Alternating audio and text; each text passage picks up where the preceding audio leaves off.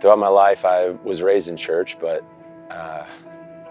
I sought all the wrong things in life to fill the void in my heart. Like everyone does, right? We go through life looking for answers, and for me, it was like finding intellectual answers. It was trying to find proof of God and these things I was taught. I was giving all the instructions I needed growing up.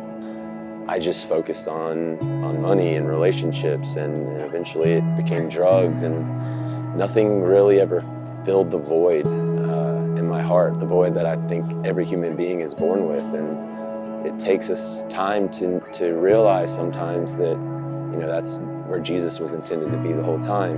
About 2.5 years ago, I had a very big relapse of drug addiction, and I was the most lost human being. I thought there was no hope. I was on the verge of suicide a few times. There was times I did not want to live.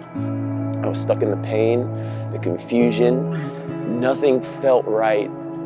I couldn't stop lying about using. I couldn't get out of using. I went to rehab twice. I was trying to do everything I could, but failing every step of the way. I always thought I could do it on my own. Always.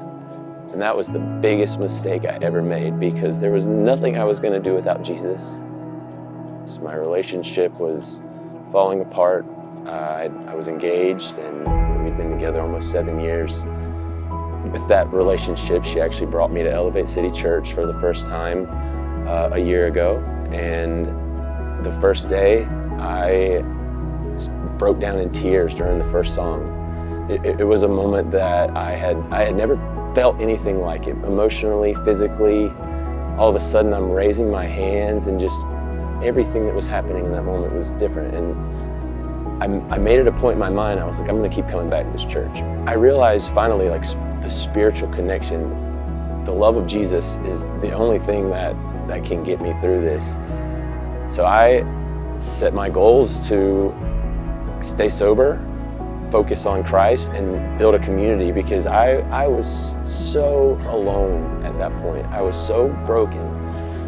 I was like still struggling with a couple relapses, and just nothing could mend my broken heart. Like, I looked for relationships to do that, and the relationship I cared about most was gone. And then January, February came, and one day Joey said that they're gonna have night church every day for 21 days. And my first thought was, man, this is an answered prayer, because being alone, going through recovery alone, going through addiction alone, all of it was the most painful, miserable thing I've ever done.